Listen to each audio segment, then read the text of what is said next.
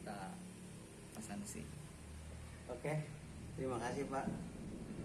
Kalau ingin menjelaskan sesuatu itu kan kita supaya tidak salah pengertian dan kuat secara hukum itu dari kamus.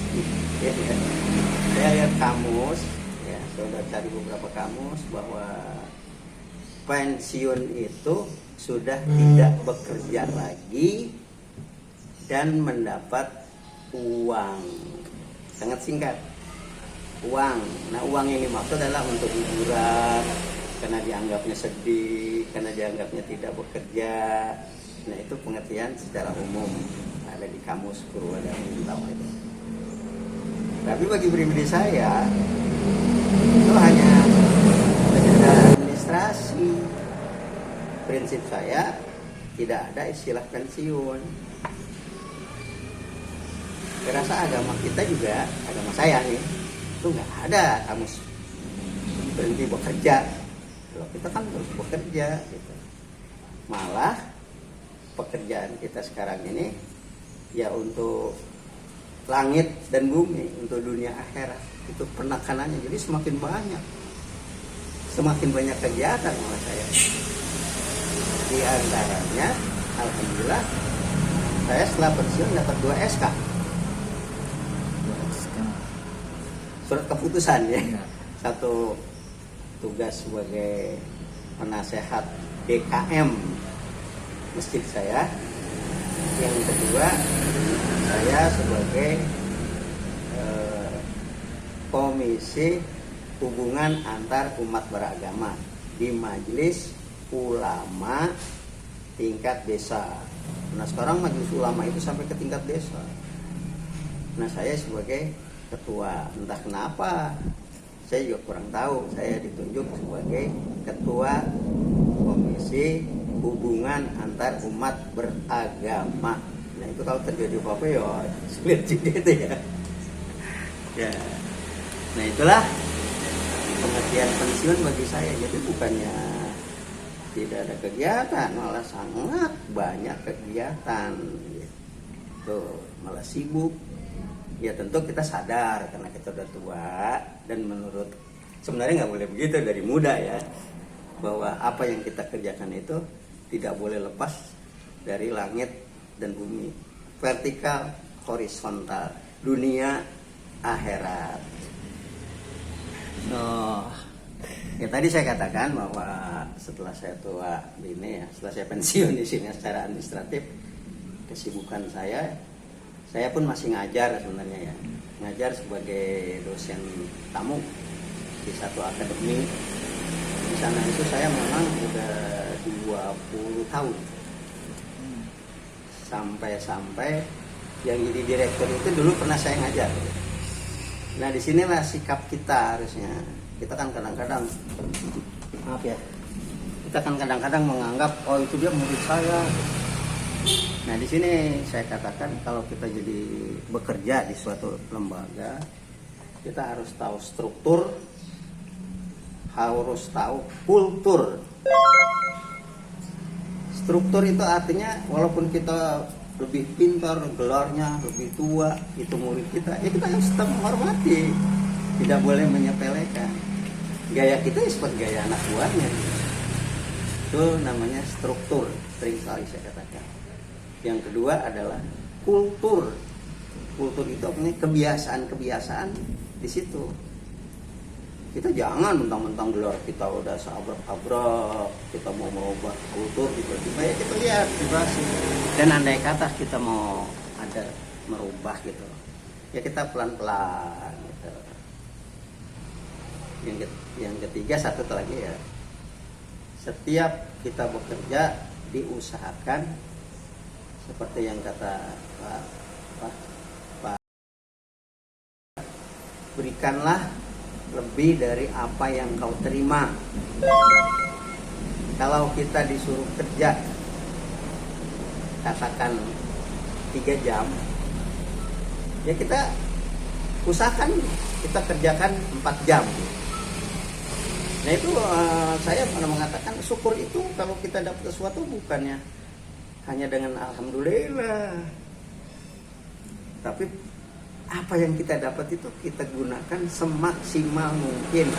Kalau kita dikasih misalnya di suatu lembaga itu 3 kelas, semaksimal mungkin kita kerjakan lebih. Insya Allah itu namanya syukur. Insya Allah nanti ke depan itu dikasih 4 kelas gitu. Itu pengertian syukur saya itu.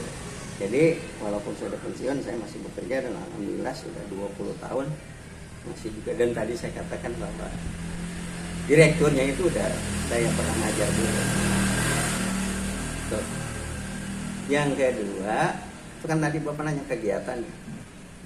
Banyak saya sesuai dengan biasanya orang tua itu Pak, kalau dia udah tua dia akan kembali lagi kesenangannya ketika dia kecil umumnya gitu. Seperti itu. Misalnya kalau ketika dia kecil dia senang tani, dia itu berdasarkan pengalaman.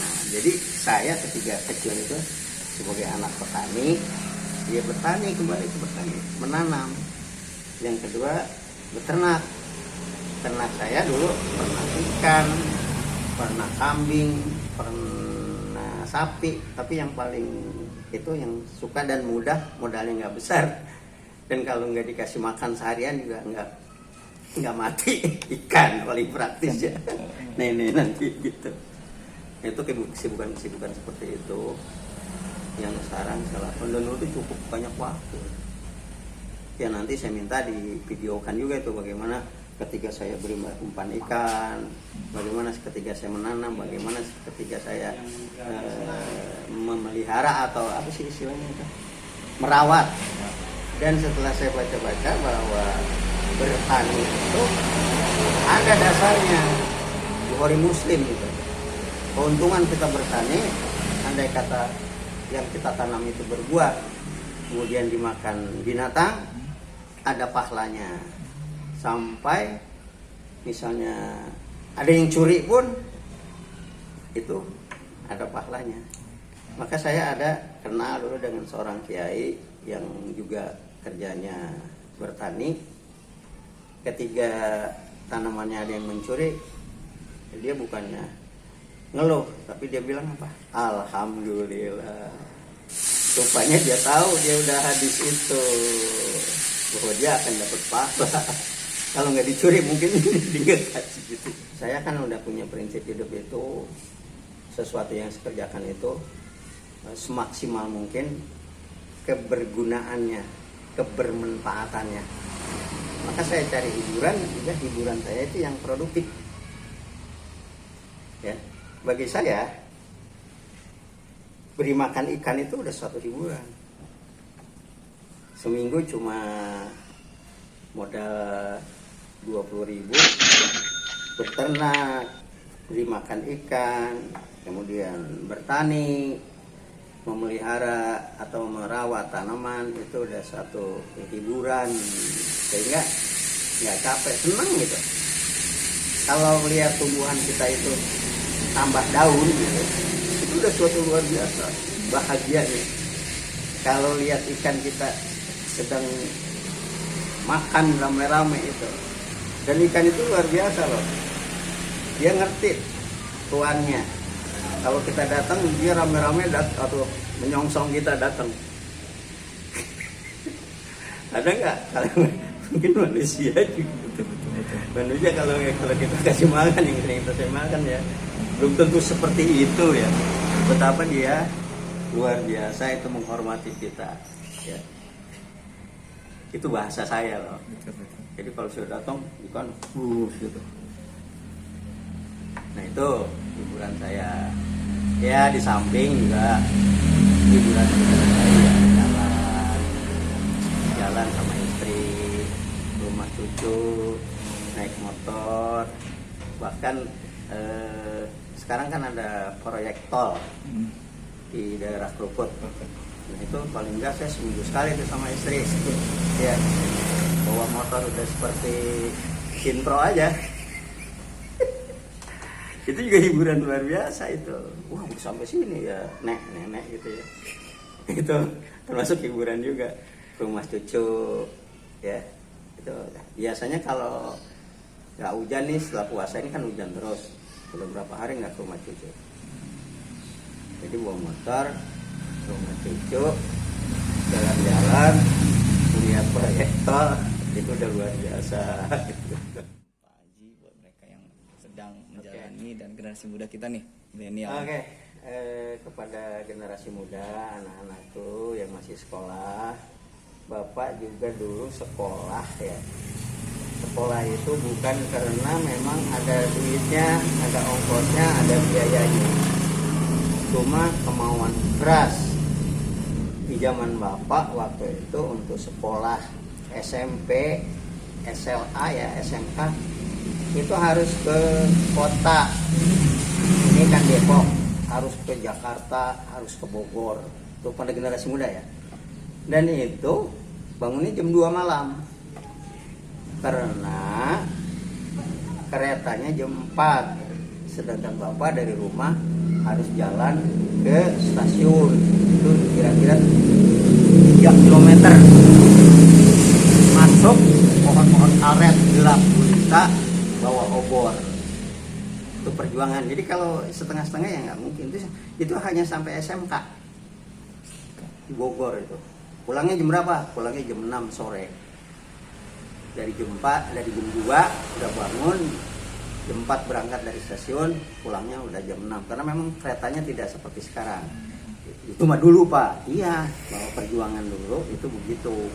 Kalau bukan kemauan, waktunya juga dan lainnya. Dan itu kadang-kadang nggak punya duit. Karena kita udah langganan. Tuh ya. Kemudian kerja. Nah setelah kerja, nah disinilah yang Bapak akan sampaikan. Kuliah, paksakan. Bapak itu dulu mencicil, misalnya kalau dulu kan ada D1, D2, berjenjang gitu. Jadi kalau sekarang kan standar paling bawah sekarang itu udah S1. Nah kalau udah S1 jangan. S1 itu sama juga SLA sekarang. Ya enggak? Kalau kamu punya S1, pendidikannya apa? S1. Nggak dilihat orang, nggak nengok ke sini. S1. Kalau S2 paling nggak bilang S2-nya di mana sambil nunduk gitu. S2-nya di mana? Nah yang orang perhatikan itu kalau dia udah S3. Oh, udah S3 Pak S3 di mana? Nah. Kalau kamu baru S1 udah nggak nengok orang S1. Ya udah. Kenapa? Karena udah zaman standar. Kalau di zaman Bapak punya S1 aja itu pakai selamatan. Undang CRT. Waktu itu, kalau sekarang kita lakukan orang ketawa orang. S1 selamatannya juga mungkin ketawa. Jadi sekali lagi pada generasi muda, S1 itu sangat standar sekarang. Nggak ada duitnya Pak? Iya. Nggak ada duitnya, itu duit bisa dikalahkan dengan kemauan. Ini saya sudah buktikan. Kalau secara logika saya nggak mungkin bisa sampai S2. Dan ingat, penyesalan Bapak yang sampai sekarang belum dimaafkan, kenapa tidak melanjutkan ke S3? Tuh, kepada generasi muda. Nah, kepada yang masih kerja, kerjalah. Tadi saya sudah katakan kalau tidak salah. Kalau kerja itu, syukurnya kalau dikasih suruh datang jam 7, datang jam 6.30. Kalau perlu jam 6 udah datang. Kalau keluarnya jam 10, jam 11 kita baru pulang. Gitu. Jadi syukur itu kepada para pekerja itu. Menurut Pak, saya catat betul itu. Kalau kerja itu berikanlah lebih dari apa yang kau terima. Contoh, kalau kita dikasih gaji 3 juta, ya kita kerja seharga 5 juta. Rugi Pak? Enggak rugi, justru itu yang untung. Di situ kita untung 2 juta. 2 juta itu akan ke kita. Nggak usah nungguin akhirat. Nih udah ngerasain. Ya. Ini kadang-kadang kan itu mau di akhirat Pak, saya perlu di sini. Nggak usah nunggu di akhirat. Itu namanya ngutangin kita. Kalau kita dikasih 3 juta, kita kerjakan seharga 5 juta, berarti kita udah memberi utang. Kita udah punya utang. Itu yang berkah. Saya ngomongnya ini bukannya berdasarkan teori. Teorinya gimana, susah nyari bukunya. Tapi berdasarkan pengamatan saya, orang-orang yang melebihkan pekerjaannya, alhamdulillah, secara dunianya juga bisa kelihatan peningkatan kehidupannya. Itu yang namanya Bapak ngutangin alam. Bang itu ada juga di, kalau nggak salah di Quran itu, ngutangin itu, istilah ngutangin. Tanya kiai dah. Cuma saya karena kurang hafal, saya bilang ngutangin alam, sehingga saya digelar Bapak ngutangin alam. Nah itu pesan saya kepada yang pensiun. Dan kalau sudah kita pensiun, ya memang seminggu 2 minggu ada rasa down gitu ya. Tapi saya hanya alhamdulillah saya merasakannya paling sebulan, setelah itu udah eksis kembali. Dan rezeki juga alhamdulillah saya udah enjoy apa istilahnya. Udah biasa-biasa saja, cuman jadi kerjaan tadi tambah banyak gitu. Jadi sekali lagi jangan takut dengan pensiun. Ya.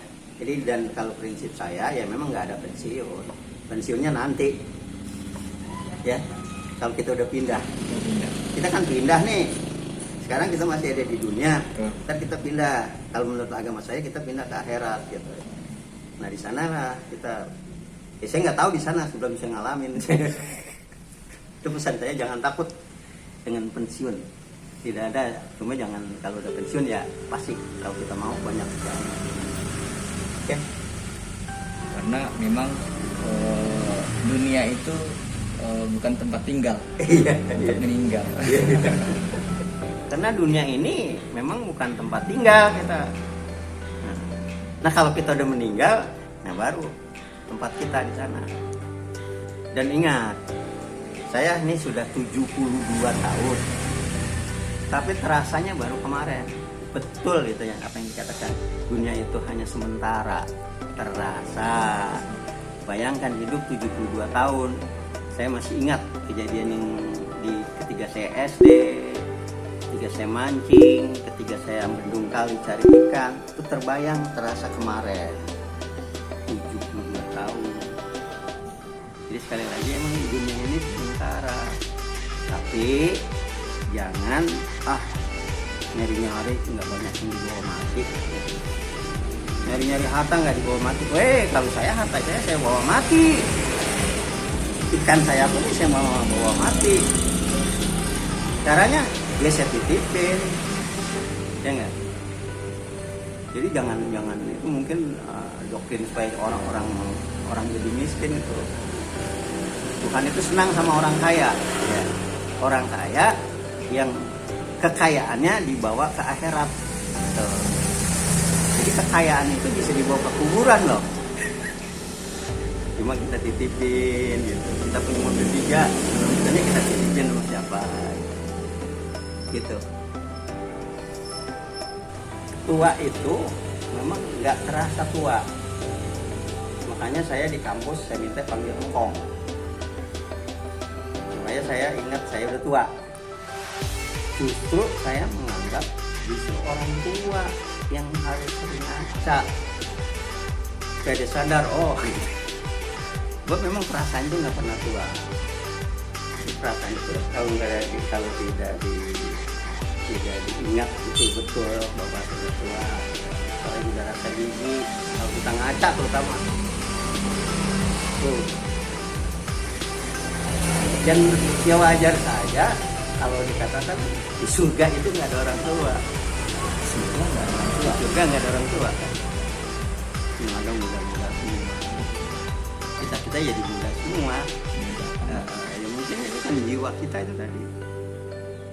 Kan nggak ada rasa tua, masih muda. Cuma kalau di dunia ini kalau udah tua berlalu muda itu yang kurang bagus. Malah katanya lebih baik anak muda yang sudah seperti orang tua, itu agama kita, daripada orang tua yang berlagu muda.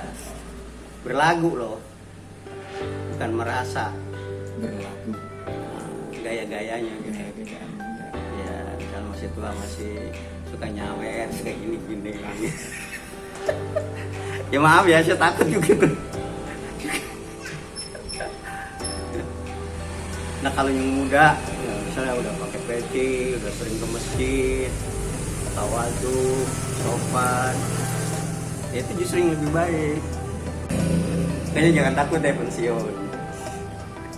Masuk.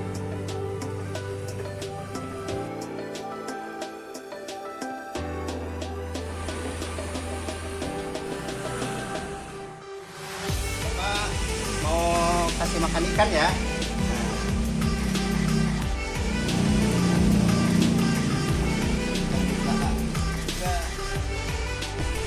Umpan ikan itu, pakan ikan itu tidak selalu pelet ya, karena pelet harus beli. Nah ini bisa daun. Oke kita ke belakang, kolam yang satu. Di mana sana?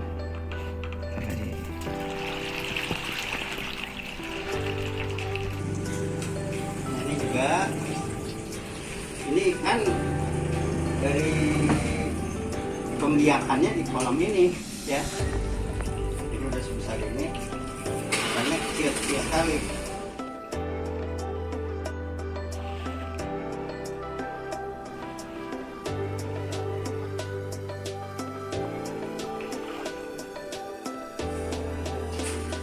Saya semayan cabai, pohon cabai yang udah besar kayak dua. Coba tanam cabai ya. Nih, tadi dari semayan di sana, sekarang ditanam kuning tuh. Dua. Jangan lupa dipupuk.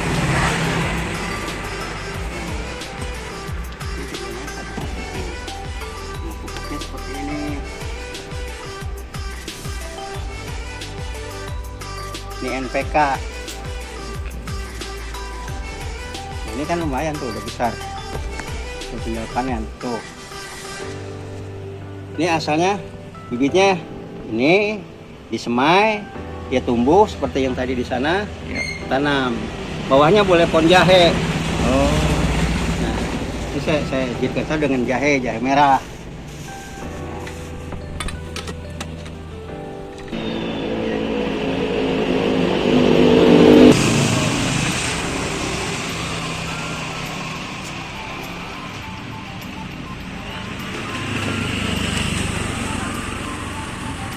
Peralatan saya mau kasih pupuk pohon durian ya. Ini peralatan saya, pakaian saya kalau mau pergi merawat, beri pupuk, menyayangi, memberikan kasih sayang. Ada pohon durian saya, pohon jambu saya, pohon kecapi saya ya. Lanjutnya nanti ya. Ternyata ini sudah 3 tahun 3 tahun. 3 tahun masih, cuma sekarang ini memang sudah kurang produksinya tuh, tapi masih ada, padahal udah 3 tahun. Nah 3 tahun masih bisa berbuah. Selingannya ini adalah daun kemangi buat lalap. Enak kan? Nah, ini saya rajin kasih pupuknya. Nah, ini siram. Ntar ya siram ya. Nah, ini dia harus rajin air ini. Dia harus kasih air. Gak boleh layu, kalau panas sedikit layu, kasih air. Rajin, kalau nggak dirawat ya